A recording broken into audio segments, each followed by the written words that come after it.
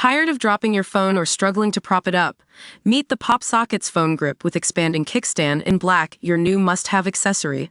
Don't miss out. Grab yours today. Click the link in the video description to shop now on Amazon.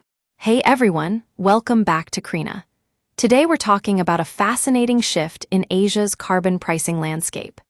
Japan, Korea, and Indonesia are all stepping up their emissions trading schemes, aiming to reduce greenhouse gas emissions and drive economic growth. So let's dive into the details. In Japan, the Green Transformation ETS, or GXETS, has been in place since 2023 with voluntary corporate participation. But by 2026, it will become mandatory, covering around 400 companies that emit more than 100,000 tons annually. These companies will have to disclose carbon information and set reduction targets. The government is also setting a price floor and ceiling for allowances to stabilize the market. Now, let's compare this with South Korea's ETS, which has been in place since 2015. It covers over 73% of national emissions across various sectors, but it suffers from high volatility and relatively low prices compared to international levels. The Korean allowance unit price has swung wildly between KRW 40,000 and below KRW 10,000, a fourfold gap that's making it hard for market makers and financial institutions to operate. To address these issues, South Korea is planning reforms in its fourth phase, starting in 2026. These changes include expanding paid allocation coverage, relaxing carryover restrictions, and increasing participation from third-party entities like asset managers, banks, and insurers.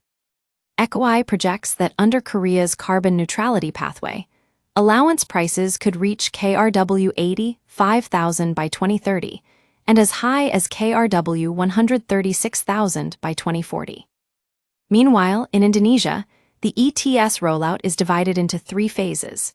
Currently, only coal-fired power plants connected to the national grid are included, with a trading volume of around 7.85 million tons in 2024.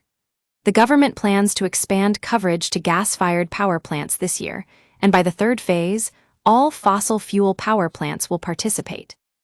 Now, Indonesia's ETS is not without its challenges either. Anandini Mayang from the Ministry of Energy and Mineral Resources, Directorate of Electricity Environmental Protection, noted that the country expects around 574 facilities to join the market in the third phase, accelerating its energy transition.